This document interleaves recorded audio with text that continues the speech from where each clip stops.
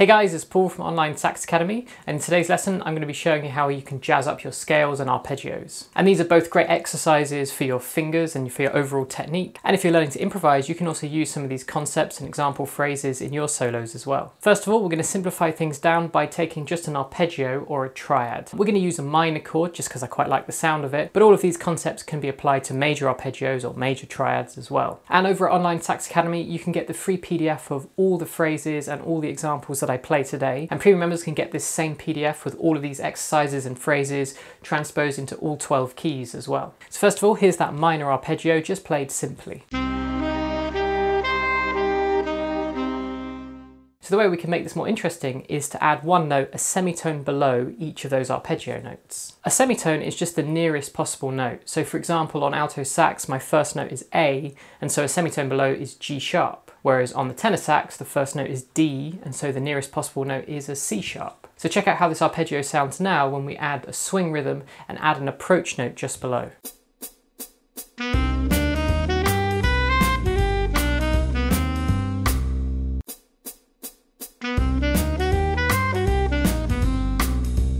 Now we can take this one step further by adding another note. So what we're going to do now is add one note a step above from the scale that this arpeggio comes from. So for example, on alto sax, we're using the A minor scale, so I'm going to add a B above the A. And so now I'm going to have two approach notes. I'm going to have B, the note above, G sharp, the semitone below, and then we hit the arpeggio note. Now I'm using the A harmonic minor scale because I quite like the sound of that sixth degree. So we have an F natural going to a D sharp, and then we hit the fifth, the E. But equally, you could use, say, a Dorian minor, in which case that F would be F sharp, for example. Now this concept's often called an enclosure, as we're enclosing the target note by going above, below, and then we hit it. Check out how it sounds. First of all, I'm going to make those arpeggio notes quarter notes, and then I'll play it all as a run of eighth notes.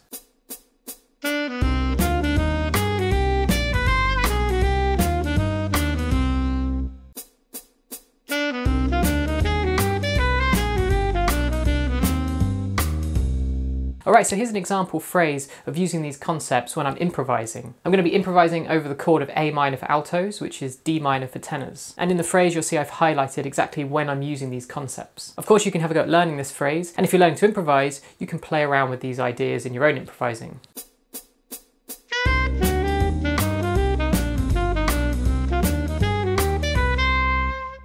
Now this idea of approaching those arpeggio notes, also known as chord tones, by a semitone below, and then also doing an enclosure by going one note above, a semitone below, and then hitting it, will work not only on minor chords, but you can try this on major chords and dominant seventh chords.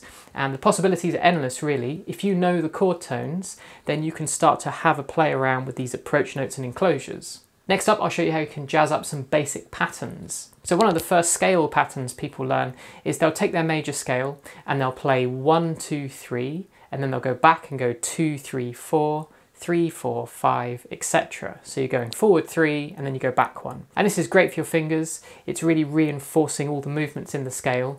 And also for improvising, it can create a nice moment of structure where the listener can really follow the line and they can hear the logic in what you're playing. So here's that basic pattern. I'm going to do it with the G major scale on alto sax, which is C major scale on tenor sax.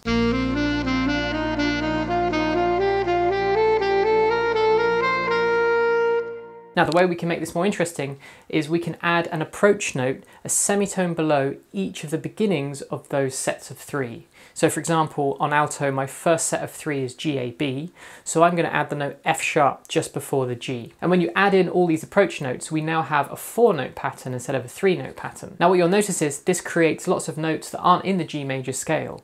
So you may think, oh, this is going to sound nasty. But when you hear it, you'll notice those notes that are outside of the key resolve up nicely onto a scale tone. And because it's part of this wider pattern as well, those notes don't sound wrong anymore, they just bring more colour to the pattern. So this is what it sounds like.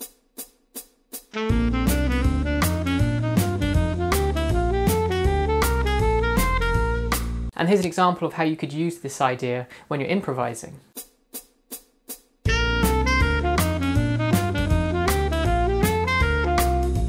Now for the next idea, we're not going to be adding extra notes, but we're going to be modifying a pattern to make it more interesting. What we're going to do is go 3, 2, 1, 2 from our major scale. And so when you build this pattern, you would have 3, 2, 1, 2, and then it would go 4, 3, 2, 3, 5, 4, 3, 4, etc. up the scale. And just as a plain pattern, that sounds like this.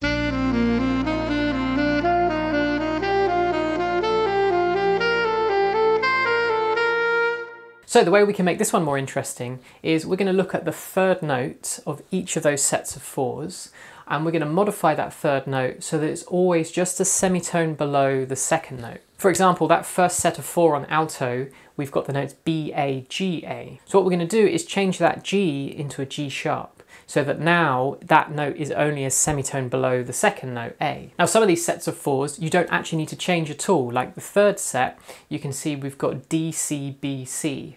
And the third note B is already just a semitone below that second note C, so we don't need to change that one at all. So when you apply this to the whole pattern, you get something that sounds like this.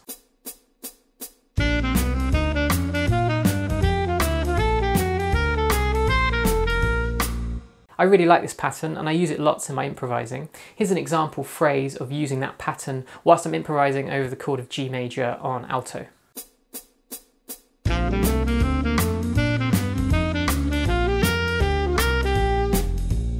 And for the final pattern we're going to modify, this is probably one of the simplest patterns you can create. It only consists of 2 notes, and we're going 1, 3, and then we go 2, 4, 3, 5, etc. And this is sometimes referred to as playing a scale in thirds. So again, this is how the pattern would sound played simply.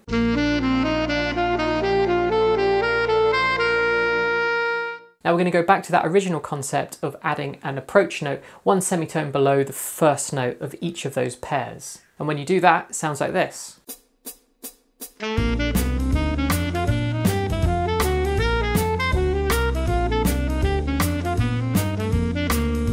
And here's an example phrase of me improvising with that idea.